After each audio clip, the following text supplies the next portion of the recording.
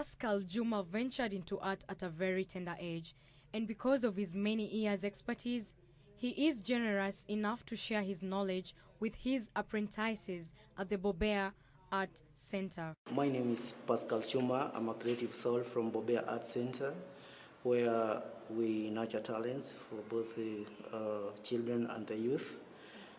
Yes, we came to realize that many children have the talent and needs to be supported. That's why we came up with this art center. Then I realized that art was my first language when I was 5 years old. That's when I decided to express myself and release my energy through drawing and painting. I'm inspired by the environment I live in, the female forms, then my emotional inspiration, and then environmental conservation, and even politics. I get inspired. That's when I inspire people. I tell the people what they should do. Yeah, all that I feel, and my dreams as well.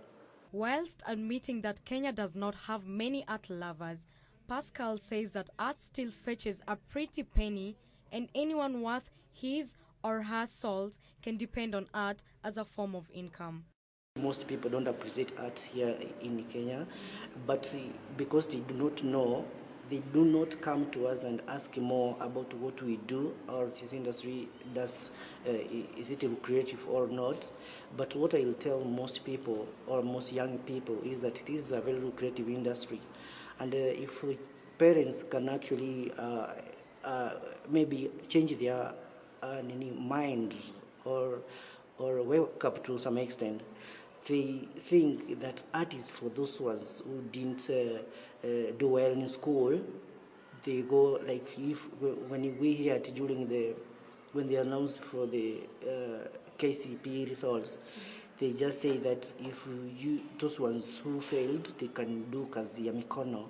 So you understand those people are illiterate in that did not know what they talk about. He draws his inspiration from natural phenomena.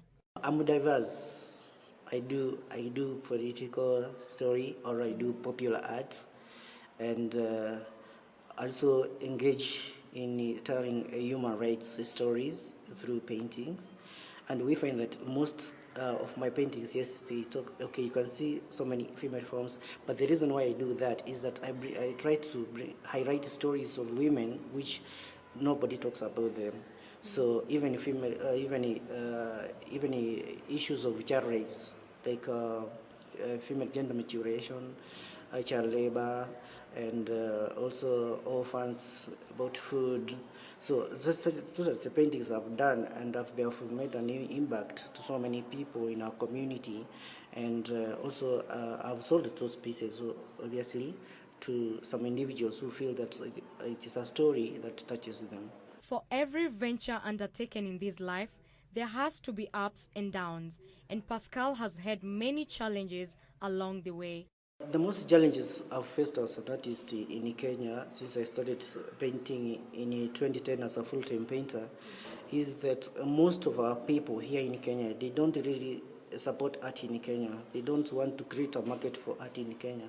Since we have so many talented young people who are very talented, but they don't want to support us by buying our art, acquiring our paintings, and then so that they can make their offices. You know, our offices are stones. They need to beautify the offices, their homes. They need to make them warm, cozy, welcoming, inviting. But they do not want that. To the aspiring artist, he encourages them to follow their passion with the knowledge that painting is not only for those that failed in academics, as previously thought, but a real profession to be reckoned with. No matter who you are, if you have the talent and you use it well, it is a creative industry. It can change your life, and you can also touch so many souls. If our parents can actually open up their mind and see art as work, not a job, as work, then I think even our economy will improve. Even the tourism industry, art is about tourism, And then when I talk about tourism, we find that we have okay, same beaches, same hotels, but we do not have same art and culture in Kenya, so or in Africa or in the world.